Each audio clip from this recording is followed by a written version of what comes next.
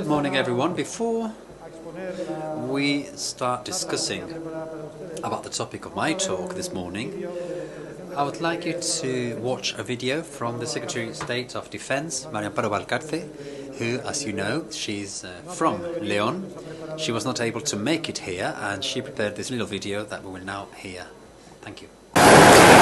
Muchas gracias al director general del INCIBE, don Félix Barrio, y a la secretaria de Estado de Digitalización e Inteligencia Artificial, doña Carmen Artigas, por haberme ofrecido la oportunidad de estar to be part of the international encounter on information security, which will be discussing about the latest news around cybersecurity. For the Ministry of Defense, being here today is an opportunity for disseminating the culture of cybersecurity and defense, which is one of our key policies. We cannot think of a state, a democratic state, with an adequate level of security.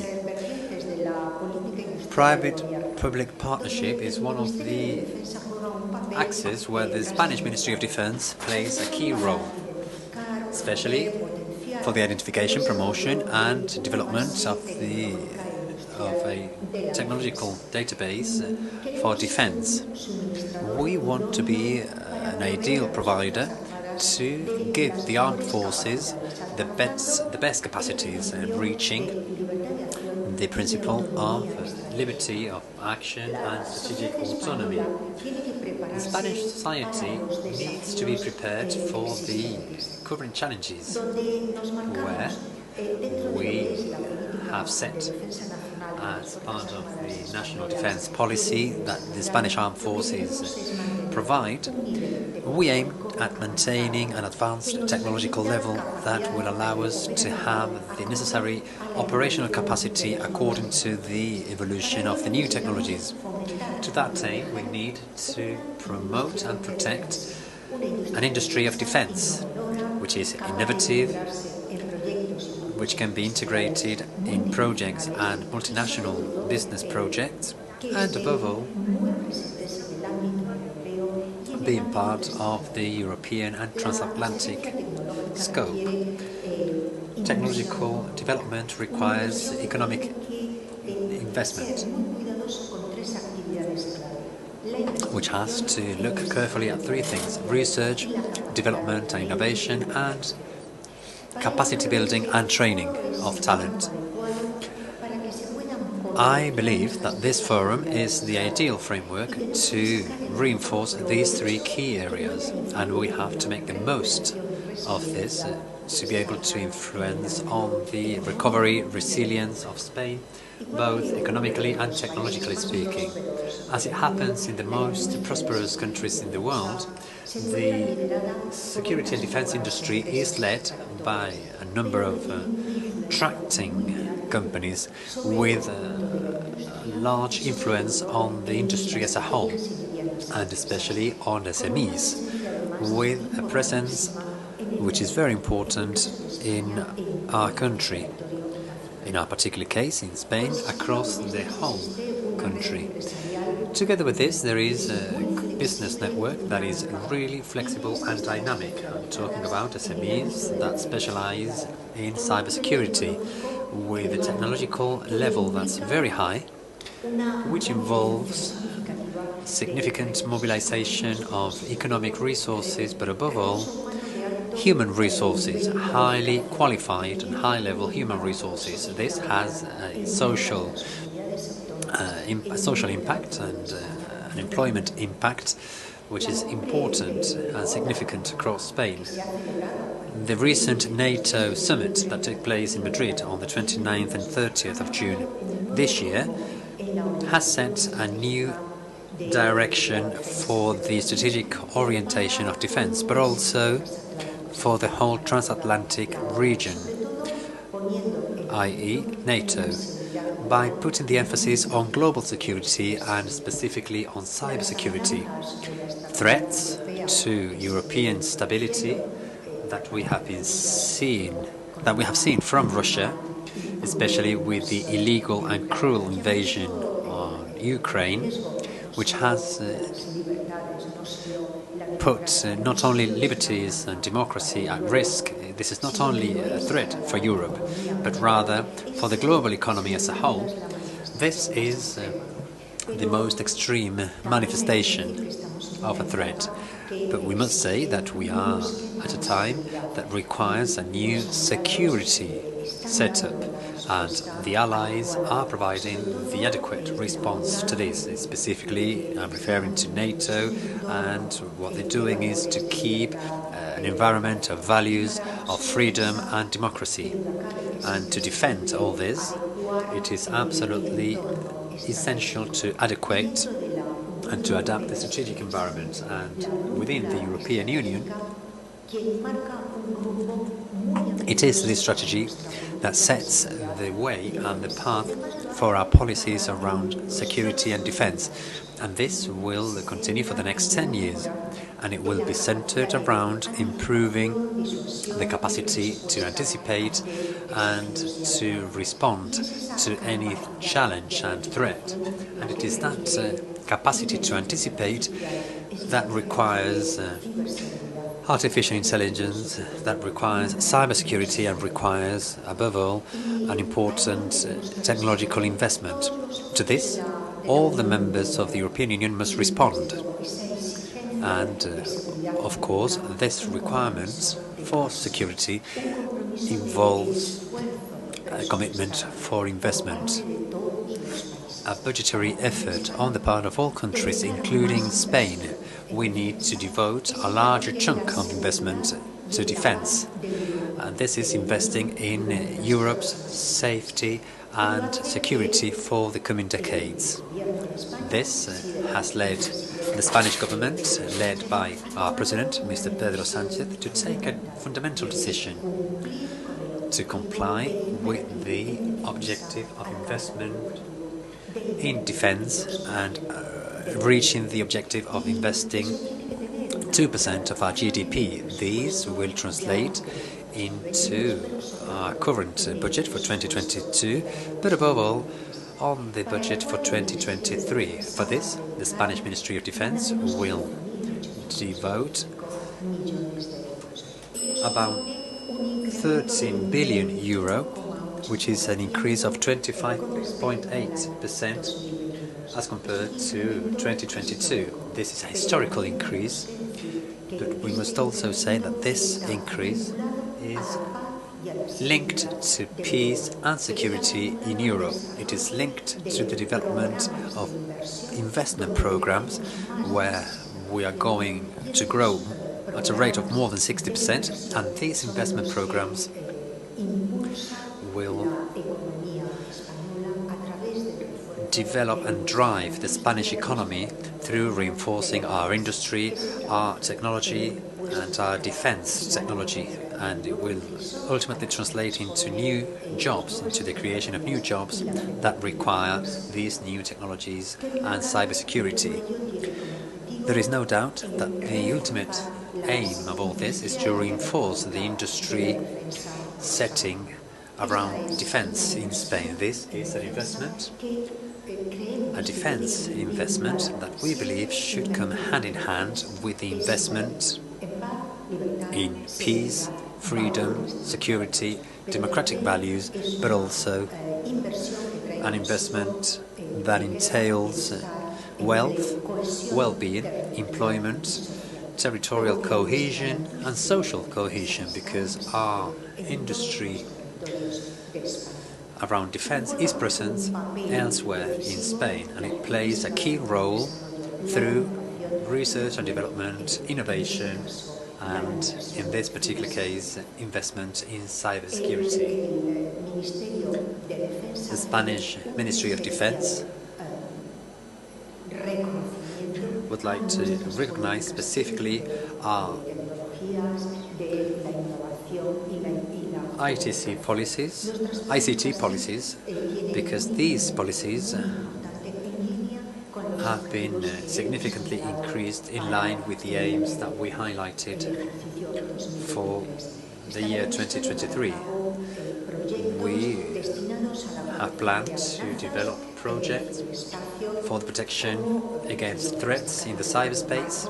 I would like to highlight the framework agreement for cryptographic devices for the integrated infrastructure of defense information, what we know as I3D, with 30 million euros for the coming years, or the framework agreement on tools and devices for cybersecurity with 48 million euros budgeted. These are important efforts for projects which are very advanced from a technological perspective and which will change the actual scenario in cybersecurity. Spain cannot lag behind in the international trends when it comes to increasing investment to protecting its citizens, and this protection does affect directly our freedoms and liberties. Therefore, financing defense is closely related to the whole range of rights that we Europeans have created for ourselves, and which, thanks to our transatlantic links, we are developing together with our partners and allies within NATO. Having a technological and industrial base for defence allows our armed forces not only to have the capacities they need, but also it ensures the freedom of action and strategic autonomy of our forces. In the Ministry of Defense, we support the Spanish industry around cybersecurity. We believe this is a key element to further develop the Spanish economy, and also because we know that we favour open models, that we can demonstrate our efficiency through these public-private partnership initiatives. In short, we believe that with our budgetary model, with our investment effort, the development of the most advanced technologies in cybersecurity, our full support to the businesses, not only to large corporations in the sector, but also to SMEs, our support to employment in cybersecurity. We are convinced that we are going to create our Spanish brand. We are supporting those companies that have relevance in revitalizing the industrial network in Spain, in the European Union and in NATO. Thank you.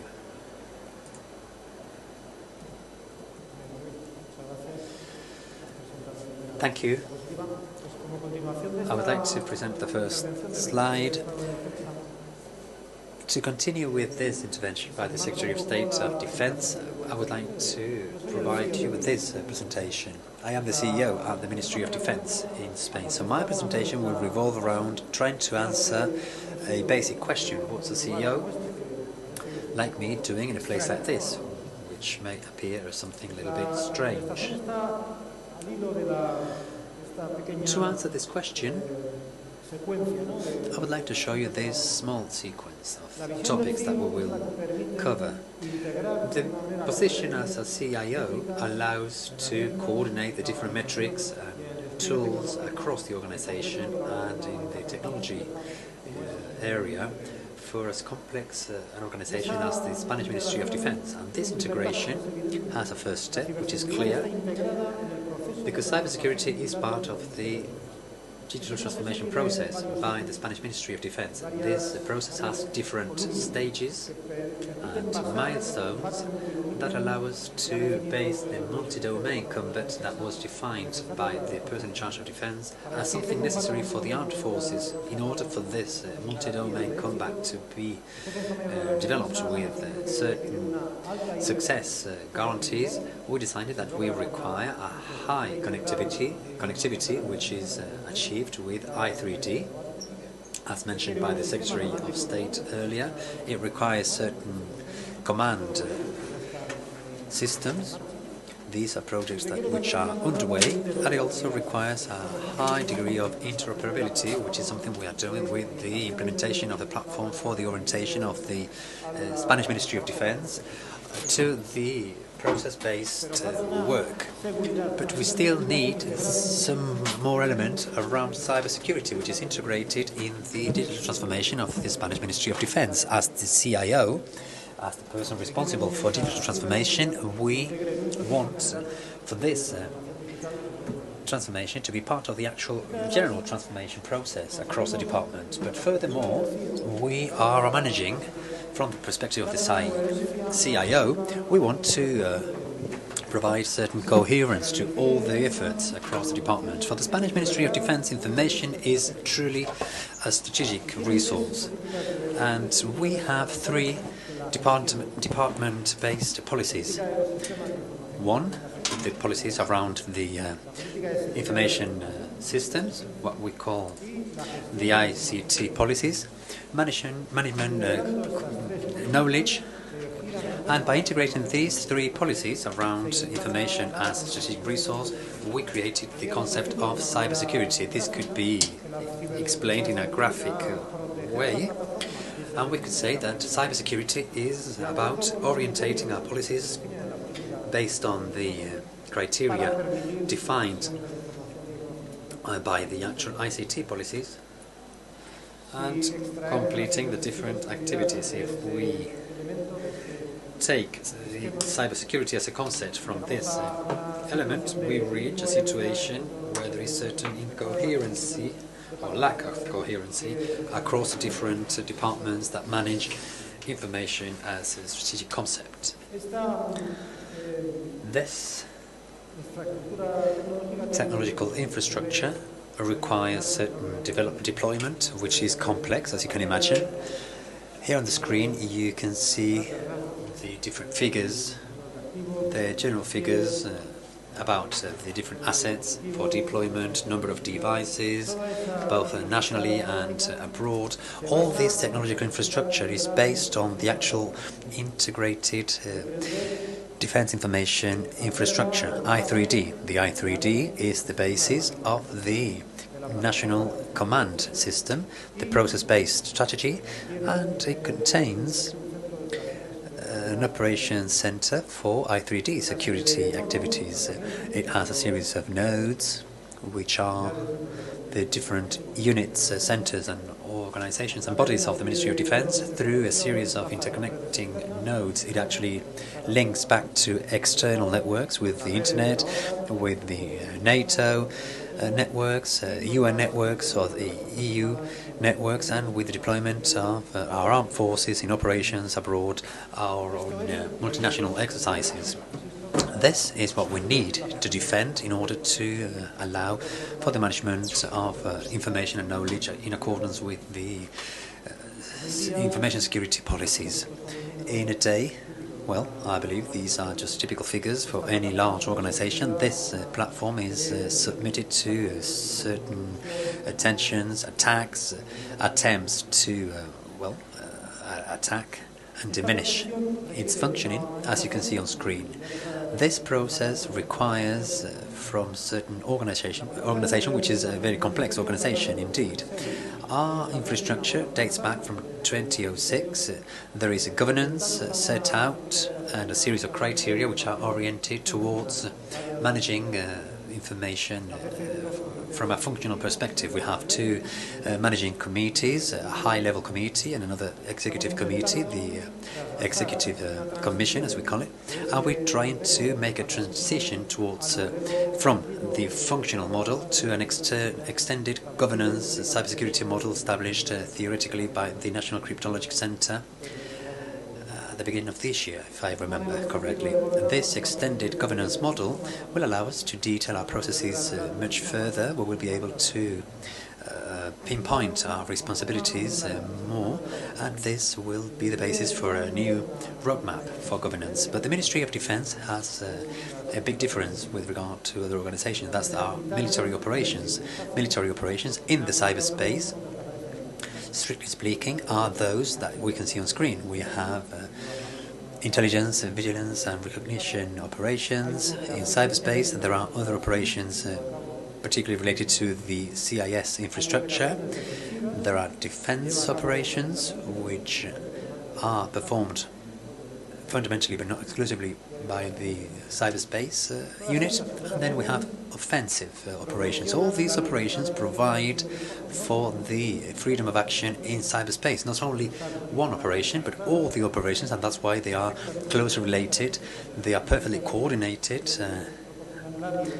and this provides for the freedom of action in cyberspace for any sort of operation, of military operation, not only those operations happening in the cyberspace. These operations have a different organization plan for organization, and here we have other different stakeholders, operations, cyberspace command, and the cybersecurity center, which depends from this military chain. From an operational standpoint, we have been talking about two different plans or areas. These two organizational plans do come together and they have to be interrelated, but they are different. We cannot mix them. If you mix them, you will come to certain incoherencies from a legal nature even, and our military operations will be hindered. But these two plans actually do generate a third one, which is what we could call the cyber situation awareness. These two spheres provide all the information generated to the CYSA, which is the actual knowledge of this situation in the cyberspace, which is a knowledge that we already have. For this knowledge of the current situation, we not only have those interactions from these two plans, but also from all the stakeholders that are part of or that act in the cyberspace. This is not just a military action. We have large corporations, we have individuals, we have SMEs.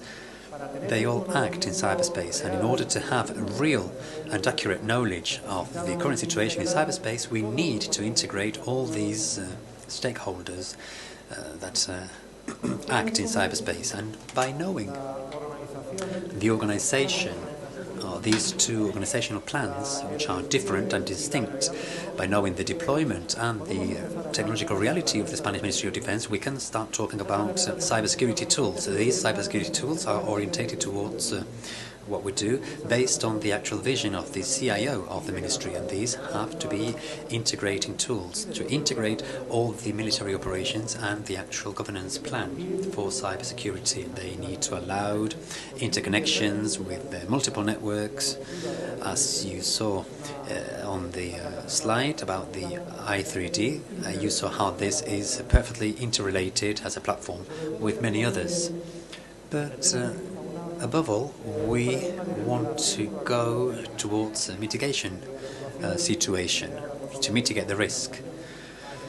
The situation of retaining talent at the Spanish Ministry of Defense, which I should imagine is a reality for all sector businesses, is such and so important that we need to retain knowledge, because we not only are able to retain talent.